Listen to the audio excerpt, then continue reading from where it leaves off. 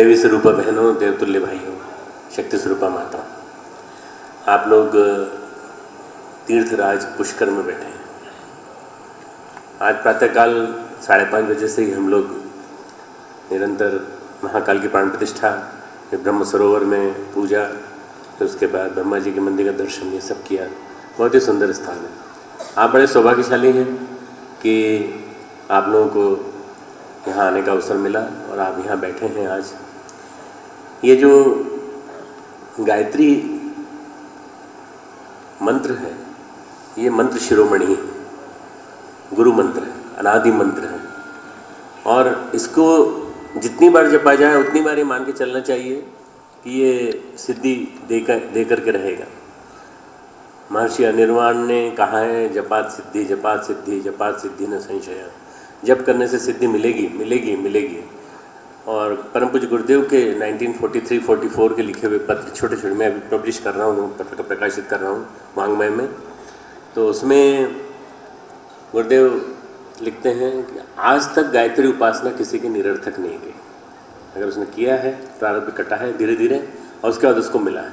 प्रारब्ध काटने वाला इससे बढ़िया श्रेष्ठ मंत्र कोई नहीं हो सकता, गायत्री मंत्र से श्रेष्ठ। इसलिए आज आप अगर गायत्री मंत्र की फिर से दीक्षा ले रहे हैं, बहुत बढ़िया है। पहली बार दीक्षा ले रहे हैं, बहुत अच्छा है। दीक्षा प्रायश्चित के रूप में भी ली जा सकती है कि हमने पहले तो बहुत सुना था गायत्री मंत्र के बारे में, और हमने इसका महात्म्य भी सुना। तो महात्म्य सुनने के बाद हमको ऐसा लगा कि इतना सारा तो हमसे नहीं होगा, तो हम थोड़ा थोड़ा कर पाए, थोड़ा थोड़ा नहीं कर पाए।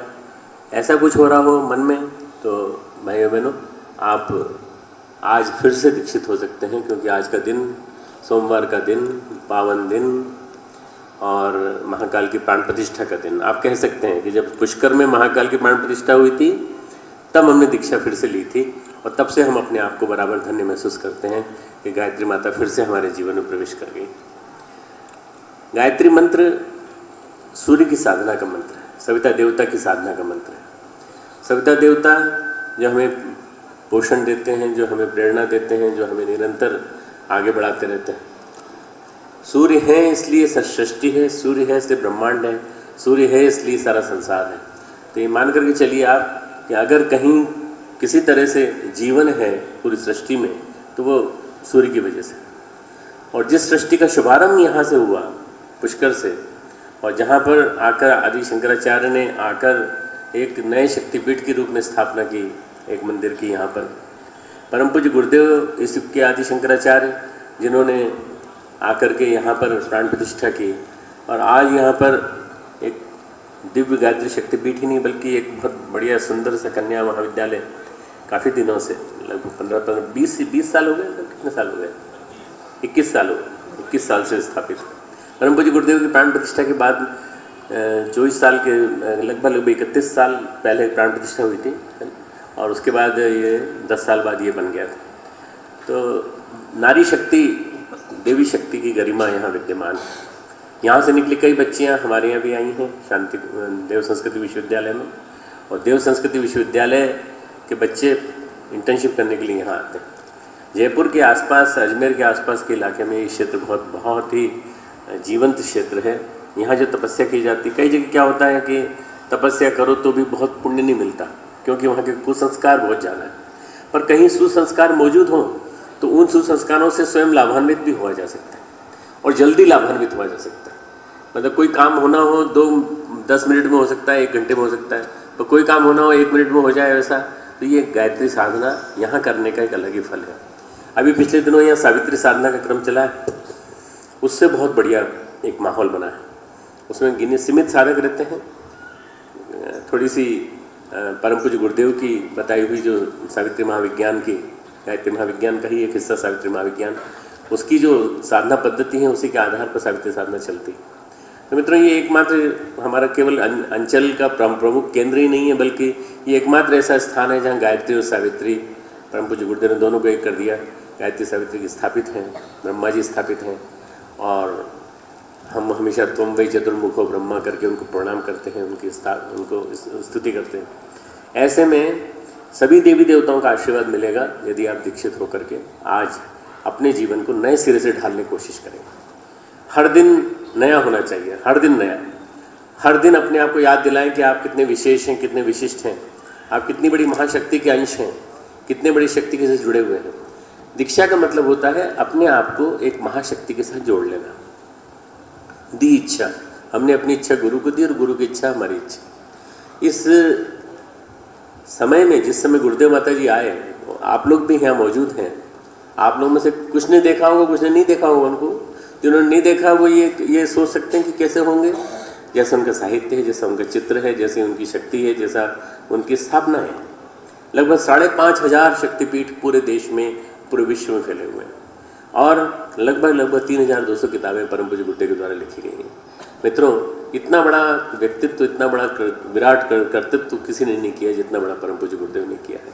उनके साथ जुड़ना यानी उनका अंश बन जाना।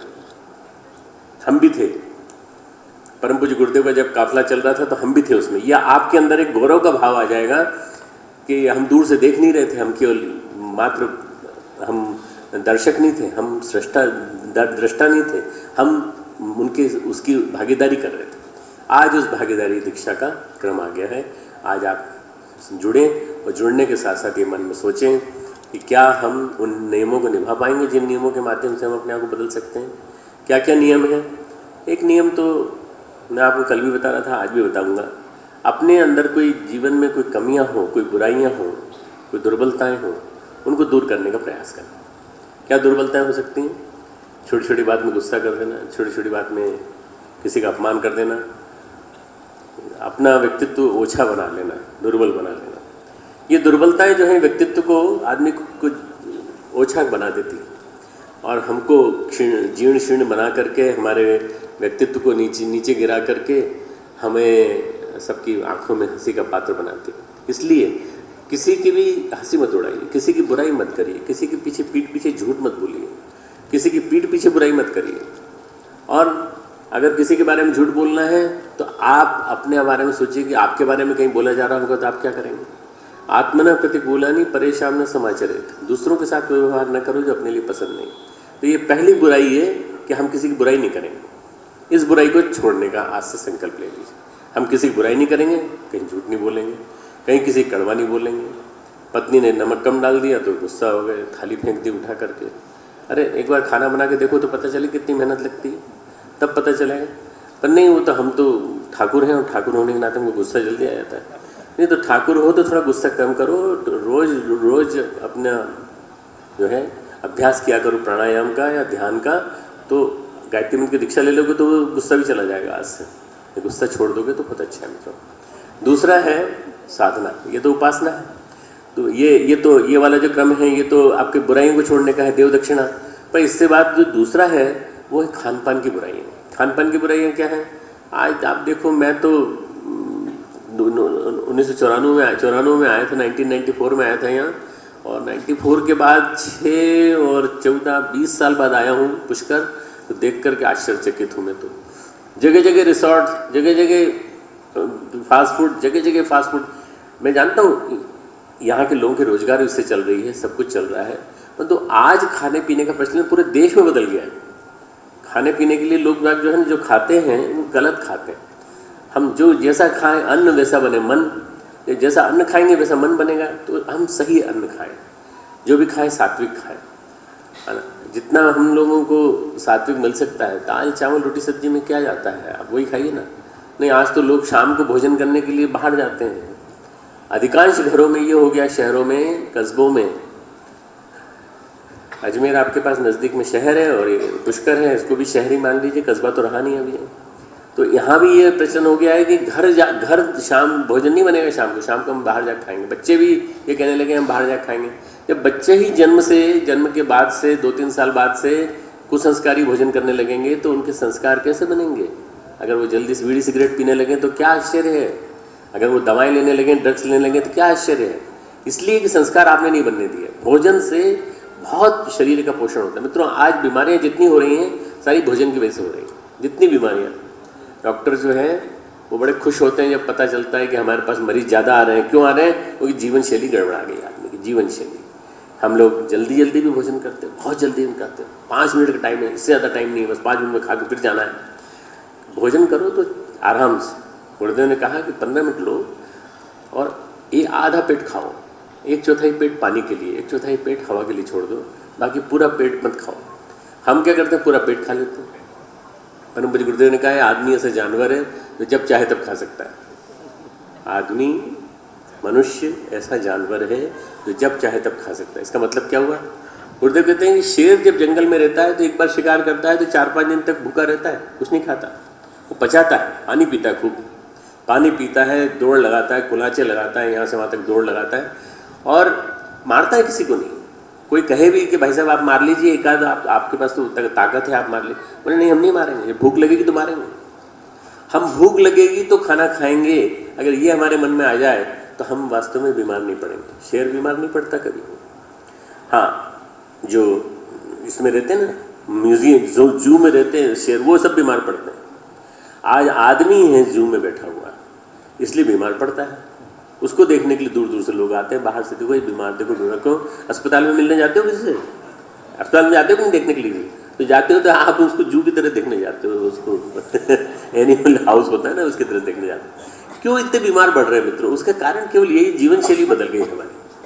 तो वो गुरुदेव ने जो कहा है आदमी ऐसा जानवर जब चाहे तब खा सकता है, उसका मतलब ये कि आदमी ने भरपेट खाना खाया हो तो उसके पास कोई अगर एक जलेबी का थाल लाए और कहा भाई साहब एक जलेबी तो ले ही लो, मेरा मान रखने के लिए ले लो।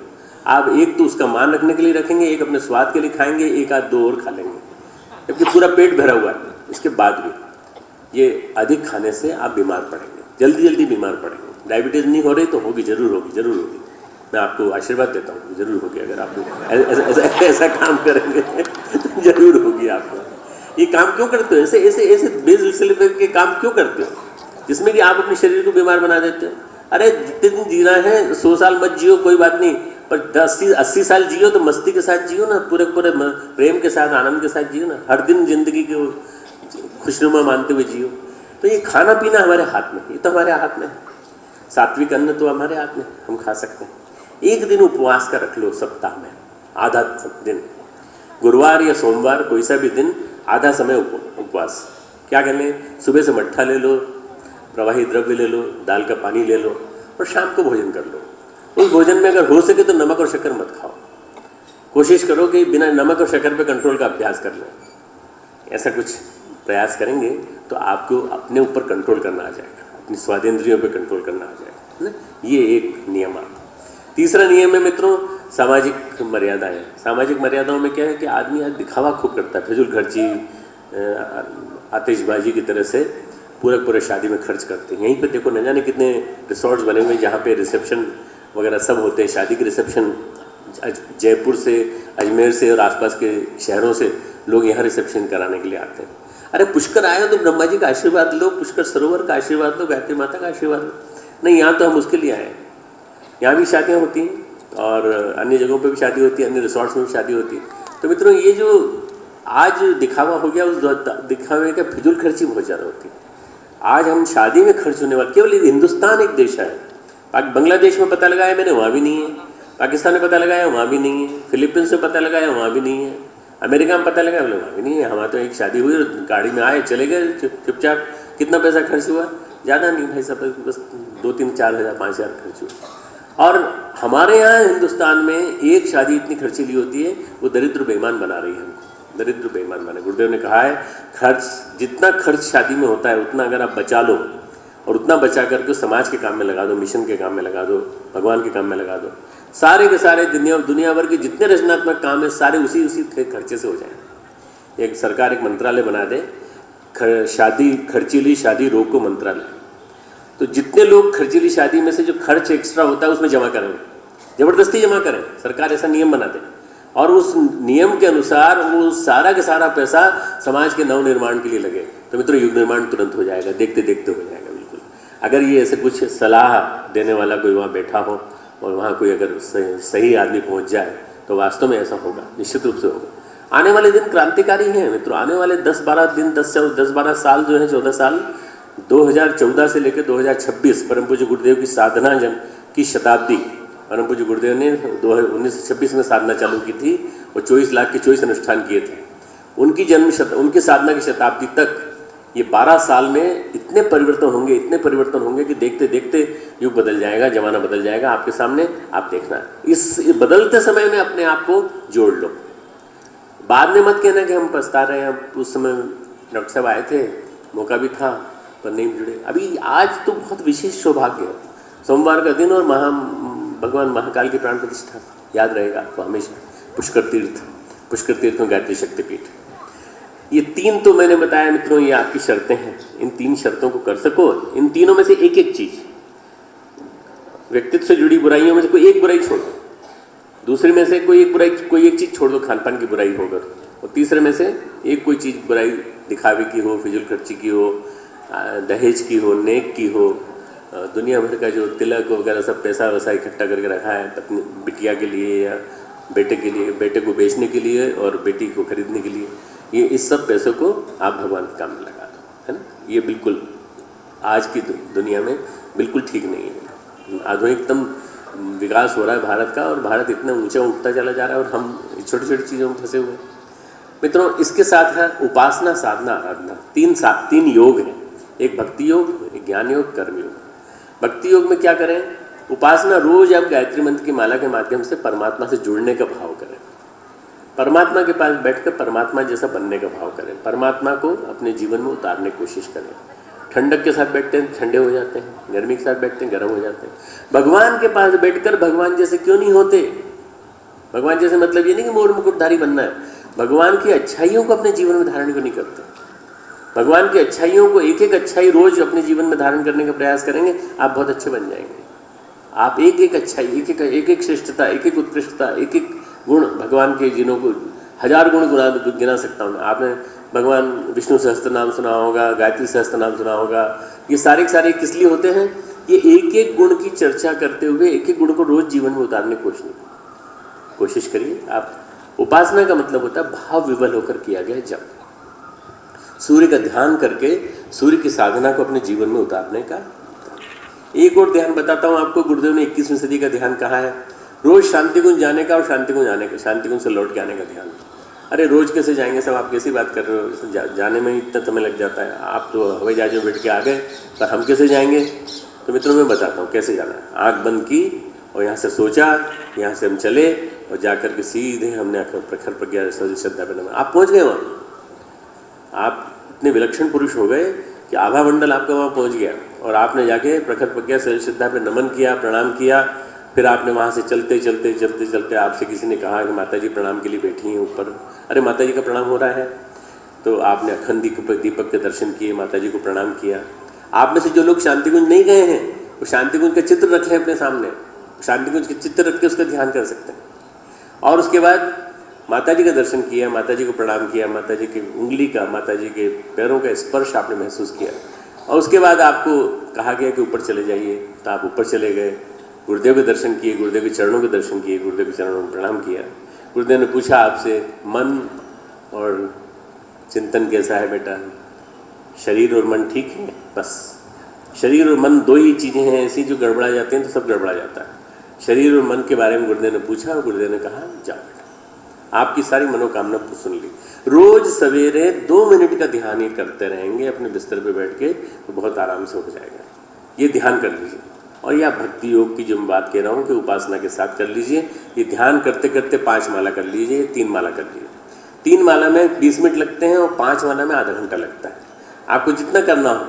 परंतु ऐसा मत करना कि फटाफट कर ली माला करके कोई आप एहसान नहीं कर रहे गायत्री माता के ऊपर। माला करने से कोई ऐसा नहीं होता कि आपने 50 माला कर ली और मैंने तो सब 10 मिनट में कर डाली, तो मन ही नहीं लगा होगा, तुमने फटाफट माला घुमा ली होगी। माला उठा के देख रहे हैं कितनी बार हो गई, कितनी हो गई, कितने को फिर नीचे रख रहे हैं, फिर देख रहे हैं कितनी हो रही, कितनी नीचे, इससे कोई फायदा नहीं। माला तो ऐसी होनी चाहिए, कर का मन का छोड़ के मन का फेर, मन का मन से करिए। अगर माला हाथ में नहीं भी हो तो भी कोई बात नहीं, आप तो बैठ जाइए बस दोनों हाथ ऐसे रखकर और ध्यान कीजिए। 5 मिनट, 10 मिनट, 15 मिनट जितनी देर ध्यान कर सके उतनी देर ध्यान करिए। सामने दीपक जला लीजिए, दीपक का ध्यान सूर्य के प्रतीक के रूप में कर लीजिए। दूसरा है साधना। साधना मतलब ये कि अपने आप को संभालना, अपने आप को मैनेज करना। साधना की 3-4 तरीके हैं। तो मित्रों अपनी जो इंद्रियां हैं उनको अपने नियंत्रण में रखना है, जैसे मैं आपको बता रहा था। जिसका खान पान पे नियंत्रण होता है उसका काम वासना पे भी नियंत्रण होता है।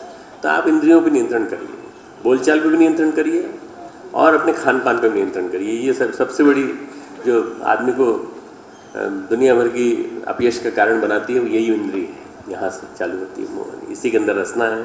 रसना यानी हमारी जीभ, जिससे हम खाते हैं। रसना जीभ यानी बोलने वाली इंद्रिय, जहाँ से आप बोलते हैं। तालू वगैरह सब, कंठ वगैरह सब यहीं लगे हुए हैं पूरे पूरे। तो मित्रों ठीक बोलेंगे, सही बोलेंगे, मीठा बोलो, मीठा बोलो। मीठा बोलने में क्या जाता है? जो बात कहनी है धीरे से कहो, आराम से कहो, प्रेम से कहो। ऐसा ऐसे ऐसे कहते हैं जैसे बड़बड़ बोला, बिल्कुल जिसको बोलते हैं जैसे ब्लड प्रेशर बढ़ गया हो जिस किसी का, ऐसा मत बोला करो। ऐसा बोलने से आपका ब्लड प्रेशर भी बढ़ता है, सुनने वाले का भी बढ़ता है। देखो तो एक दूसरे को इशारा मत करो कि देखो आप ऐसा बोलते हो, आप ऐसा बोलते हो। लोग बहनें पास बैठे भाई को नहीं मार रही, वो भाई उनको कि ये जरूर करता है, वो जरूर करता है, ऐसा मत करो। ऐसा नहीं करना चाहिए। आप अपने बारे में सोचो, ये सब आपके लिए कहा जा रहा है, सब आपके लिए, अपने लिए कहा जा रहा है। आप अपने बारे में सोचो और आज पर निरीक्षण कर लो कि इंद्रिय हमारी ठीक रहेगी। दूसरा जो सही कंट्रोल है वो है अपने विचारों का। हमारे विचार सही रहे, विचार कभी गड़बड़ाए नहीं। विचार सही रहेंगे तो कभी हम इधर उधर नहीं भागेंगे। विचार सही रहने के लिए क्या करें? सद्विचारों में रमण करने का अभ्यास। इस चीज को ऋषियों ने स्वाध्याय कहा है। स्वाध्याय, अपना अध्ययन करो। सद्विचारों में रमण कैसे करें? अच्छी किताबों के पठन पाठन के माध्यम से। आज अच्छी किताबों का अकाल नहीं है, अच्छी किताबें ढेर सारी हैं। आप पढ़िए तो सही, पढ़ करके पता चलेगा गुरुदेव का लिखा हुआ साहित्य कितना बड़ा है। गायत्री साहित्य पढ़िए और साहित्य पढ़िए, जीवन को ऊंचा उठाने वाला साहित्य करिए। ये पढ़ने के बाद आपको पता चलेगा कि जीवन को महान बनाया जा सकता है। मित्रों तीसरा है विचार संयम के बाद आप अगर कर सकें तो अर्थ संयम, जिसको मैं बार बार कह रहा हूँ कि पैसे को बचाइए और पैसे को बचा के भगवान के काम में लगाइए, भगवान काम में लगाइए। गुरुदेव ने पैसा बचाया और गुरुदेव ने अपनी सारी की सारी शक्ति को भगवान के खेत में बो दिया। आप भी भगवान के खेत में बो दीजिए, हो जाएगा सब कुछ, कई गुना हो जाएगा। और चौथा है मित्रों समय का संयम, समय को संभालना। उसका एक नमूना आपने देखा होगा शांति कुंज में और एक नमूना देखा होगा आज सुबह। देखा है कि नहीं? समय को पालते हैं कि नहीं हम लोग, साधते हैं कि नहीं? कई बार क्या होता है साहब, अभी तो साहब ऐसा है कि अभी सेठ जी आने वाले हैं तो उनका इंतजार चल रहा है। फिर उसके बाद मंत्री जी आने वाले, उनका इंतजार चल रहा है। विधायक जी आने वाले। हम मित्रों किसी का इंतजार नहीं करते। जब हम खुद टाइम पे रहते हैं तो जनता अपने आप टाइम पे रहती है। आप भी समय को संभालो, समय को मैनेज करो, समय को नष्ट मत करो। समय को नष्ट करने का मतलब ये है कि आपने अपना जीवन नष्ट कर दिया। जीवन का एक एक क्षण बहुमूल्य है, एक एक क्षण को संभालिए। एक एक क्षण के साथ आपका जीवन समाप्त होता चला जा रहा है। आप जितने दिन जिए एक एक क्षण भगवान के काम के लिए जिए, बस। ये एक हीरो की तरह जीना हुआ। समय, time management, thought management, sensual desires management और मैंने जो अंत में बोला मॉनिटरी मैनेजमेंट। ये 4 साधना है, 4 साधना, जीवन साधना। आखिरी है आराधना। आराधना समाज सेवा। यदि आप कर सकें तो समाज की सेवा, समाज को ऊंचा उठाना। आप में से इतने सारे लोग बैठे हैं, आप 8-10 अपनी जिस शाखा से आए हैं, जिस जगह से आए हैं, 8-10 जिस शहर से आए हैं, जिस शक्तिपीठ से आए हैं, वही लोग मिलकर संकल्प ले लें कि हम किसी एक व्यक्ति को संस्कारवान बनाएंगे, स्वावलंबी बनाएंगे, पैरों पे खड़ा करेंगे। स्वावलंबन के लिए प्रशिक्षण की जरूरत होगी तो हम उसको शांतिकुंज भेजेंगे। और अगर जरूरत पड़ेगी तो हम एक विद्यार्थी, देव संस्कृति विश्वविद्यालय के विद्यार्थी को गोद लेंगे। गोद लेने का तरीका क्या होता है मित्रों? आपको कुछ नहीं करना है। आप क्या करें, उसकी फीस का खर्चा वहन कर लीजिए। हम 30,000 रुपये लेते हैं और हम फीस के साथ खाना खिलाते हैं। उस फीस में ट्यूशन फी नहीं जुड़ी है। हमने ट्यूशन फी सबकी माफ़ कर रखी है। जो अन्य खर्चे हैं खाने पीने के वो सब देते हैं। तो मित्रों इससे कम से कम अपने 3,000 बच्चे वहाँ पढ़ते हैं, आगे बढ़ते हैं। आप पुष्कर में पढ़ने वाली बच्चियों को खर्च वहन कर लीजिए। आप शांतिकुंज में देव संस्कृति विश्वविद्यालय में पढ़ने वाले बच्चों को खर्च वहन कर लीजिए। कोई एक बच्चे का वहन करोगे तो ये विद्यादान का बहुत बड़ा पुण्य आपको मिलेगा। विद्यादान का पुण्य सबसे बड़ा कहा गया है। तो ये 30,000 रुपये की राशि आप शांतिकुंज भेज सकते हैं, कह सकते हैं एक बच्चे की पढ़ाई के लिए। ये आपके ऊपर निर्भर करता है। ये क्या है? समाज सेवा, आराधना। आराधना का मतलब होता है किसी एक व्यक्ति को जिम्मेदार बना देना, नागरिक बना देना। आप कितना बन पाए मुझे मालूम नहीं, पर आप दूसरों को एक को बना सकते हैं। जिंदगी में एक बार बस एक बना देंगे तो एक से ही आपको पुण्य मिल जाएगा बहुत। फिर हर साल कर सकें तो बहुत ही अच्छा है। कई जगह लोग अपने पत्थर लगवाते हैं और ये करते हैं कि देखिए साहब हमारे माता जी के नाम से, इनके नाम से, क्या फ़ायदा। उन पत्थरों पे लोग चलते हैं, वो मिट भी जाते हैं, नाम भी मिट जाते हैं, नाम, अक्षर, यश, कीर्ति सब के सब अक्षुण्ण नहीं है, ये सब मत समाप्त हो जाती है नाम के साथ। पर ये अमर रहेंगे, आपके नाम अमर रहेंगे, क्योंकि वो बच्चा जिंदा रहेगा। वो बच्चा बड़ा होकर के कहेगा कि हमारी फीस का खर्चा उन भाइयों ने बियर किया था जिन भाइयों को डॉक्टर साहब ने अपना लेक्चर देते समय समझाया था। तो अगर आपके मन में आ रहा है कोई संकल्प तो आप ले सकते हैं, और बाद में आप शाम मैं तो निकल जाऊंगा थोड़ी देर में, तो दिनेश जी से संपर्क करके और दिनेश विश्वविद्यालय के लिए खर्चा देने के लिए आप अपने ऐसा, या फिर आप मेरा नाम लिख करके प्रणव पंड्या देव संस्कृत विश्वविद्यालय गायत्री शांति कुंज हरिद्वार, बस उस नाम से आप भेज दीजिए और मेरे नाम से पत्र भेज दीजिए, फिर मैं आपसे बाकी बात मैं कर लूँगा। मित्रों, दीक्षा में 2 चीज़ें जरूरी हैं तप के लिए। क्या है वो? अंशदान और समयदान। आप अपना समय दीजिए, आप अपना 1-1 घंटा भी रोज़ देंगे तो बहुत है। 365 घंटे बहुत होते हैं। 365 घंटे यदि हमको मिल जाए तो हम 365 घंटे से आपसे इतना बड़ा काम करा सकते हैं जिसकी आपको उम्मीद भी नहीं है। और हमको घंटे की वैल्यू नहीं मालूम ना, हम तो कई घंटे बर्बाद कर देते हैं टीवी के सामने बैठ के, कई घंटे बर्बाद कर देते हैं गप्पबाजी करके। इसलिए समय को बचाइए, 2 घंटा रोज़ दीजिए भगवान के काम के लिए, और अपनी कमाई का 1 हिस्सा भगवान के काम के लिए। अपनी कमाई का 1 हिस्सा क्या दें? 30 दिन की कमाई में से 30वें दिन की कमाई भगवान के लिए, 29 दिन की कमाई हमारे लिए। आप 1 दिन की कमाई भी दे देंगे तो उस 1 दिन की कमाई से आपके न जाने कितने दिनों की कमाई अर्जित हो जाएगी भगवान के बैंक में। और जब जरूरत पड़ेगी और आप मांगेंगे, भगवान ये देखेगा इसका अकाउंट है कि नहीं है, जरा देखो उसका बैंक में अकाउंट है कि नहीं। नहीं सर, इसने कभी दिया ही नहीं। जब कभी नहीं दिया तो इसको मैं क्या दूँ? आप कभी सोचते ना भगवान के इतना प्रसाद चढ़ाया, इतना चढ़ाया, तो प्रसाद नहीं जाता। भगवान के लिए आपने कितना किया, भगवान के काम के लिए कितना किया, अगर आपने किया होगा तो भगवान आपको देगा। मित्रों, ये अकाउंट खोल लो आज से, और इसके बाद अपने आप को ये मान लो कि आज तक ये नियम मालूम थे, इसके बावजूद भी हम फॉलो नहीं कर रहे थे। प्रायश्चित के रूप में हम दीक्षा ले रहे हैं और फिर से अपने आप को दीक्षित करके अपने जीवन को महान बनाने की कोशिश कर रहे हैं।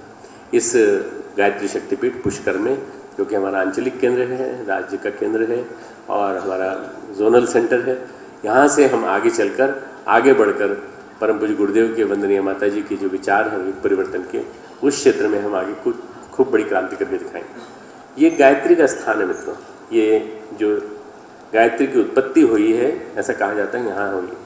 अगर गायत्री और ब्रह्मा, ये दोनों जिनके बारे में गायत्री महाविज्ञान में परम पूज्य गुरुदेव ने लिखा है, वो यहीं से रिलेटेड है, तो आप कितने पुण्य स्थान में बैठे हैं। ये इसी गायत्री को परम पूज्य गुरुदेव ने जन जन तक पहुँचाया, जन जन तक पहुँचाया। लोगों ने कह दिया था इसको, इस पर एक वो लगा हुआ है, अंकुश लगा हुआ है, कोई नहीं कर सकता, पर परम पूज्य गुरुदेव ने करके दिखाया। उस गायत्री महाविज्ञान को, उस गायत्री की महाविद्या को जन जन तक पहुंचाने का काम जिस महापुरुष ने किया, उस महापुरुष के आप साथ जुड़ने जा रहे हैं। आज मैं इस गायत्री महायज्ञ के बीच, इस पुष्कर में जो आप लोग बैठे हैं, इसके बीच अपने रवाना होने के पहले आपसे ये कहना चाहता हूँ कि जब भी मौका लगे, साल में 1 बार तीर्थ जरूर आना चाहिए। आप मौका लगे, आसपास के लोग हो, यहाँ तो कम से कम आ ही जाओ, पुष्कर तो आ ही जाओ। और उसके बाद आपको मौका लगे तो शांति कुंज जरूर आओ, 1 बार शांति कुंज जरूर आओ। जब भी मौका लगे तब आना और सूचना दे के आना, और आपको देखना स्थान भी मिलेगा, जगह भी मिलेगी, और वहाँ रह करके आपको लगेगा 1 दिन भी रह लिया तो पुण्य प्राप्त कर लिया। वो जो मैंने ध्यान कराया था ना, वो ध्यान का मतलब भी समझ में आ जाएगा कि वो ध्यान कैसे करते हैं, कैसे जाते हैं, कैसे ऊपर आते हैं, कैसे नीचे आते हैं। भले ही गुरुदेव माता जी ना हो आज सशरीर, पर गुरुदेव माता जी की सूक्ष्म चेतना तो मौजूद है वहीं पर, उसी स्थान पर मौजूद है जहाँ पर हम बैठे थे।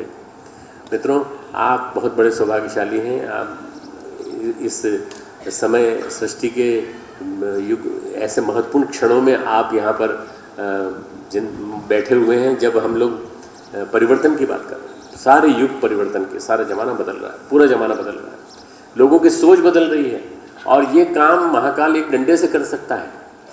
एक रात में डंडा चला करके भगवान महाकाल इस काम को करा सकते हैं।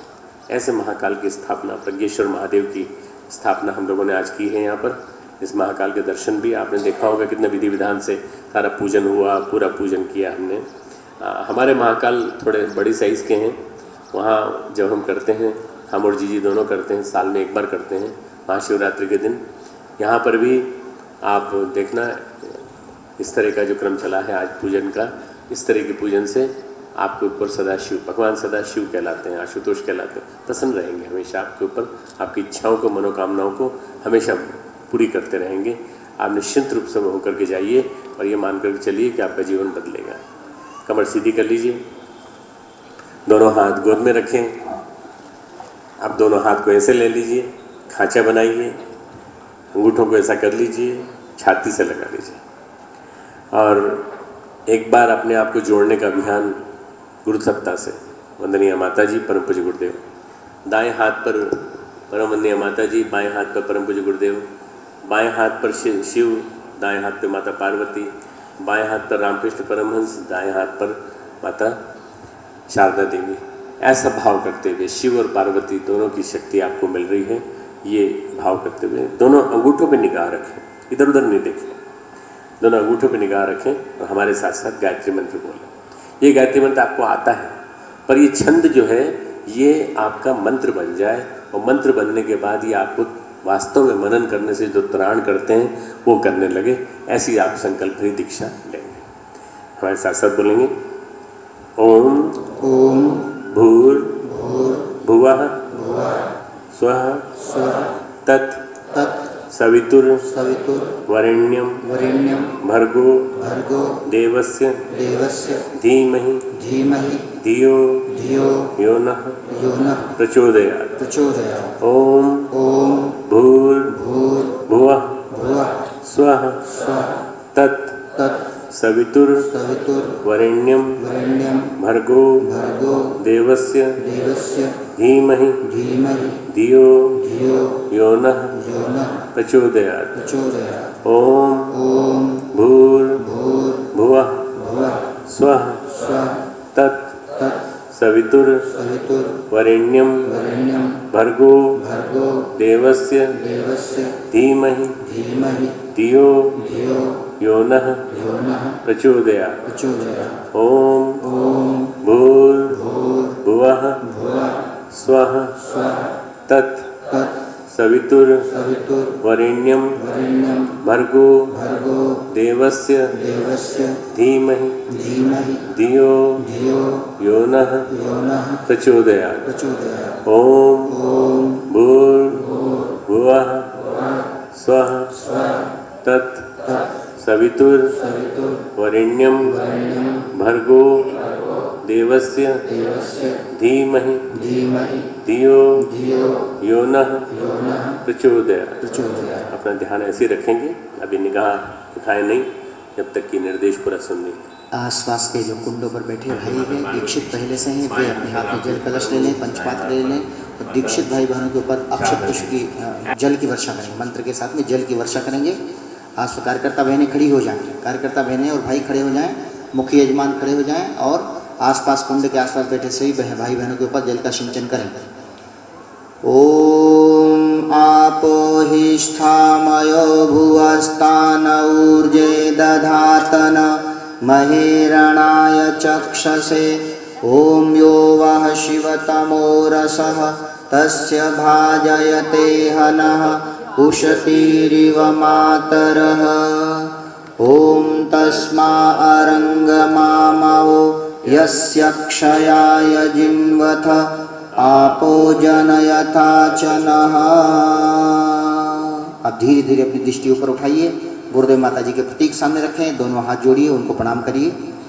ओम त्वमेव माता च पिता त्वमेव त्वमेव बन्धुश्च सखा त्वमेव त्वमेव विद्या द्रविणं त्वमेव त्वमेव सर्वं मम देव देव त्वमेव सर्वं मम देव देव।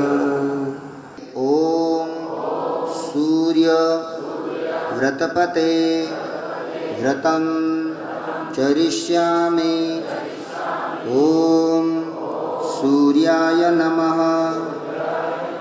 ओम चंद्र व्रतपते व्रतं चरिष्यामि। ओम चंद्राय नमः। भगवान वायु का ध्यान करें। ओम वायो व्रतपते व्रतं चरिष्यामि। ओम वायवे नमः। ओम व्रतानां व्रतपते व्रतं चरिष्यामि। ॐ इंद्राय नमः।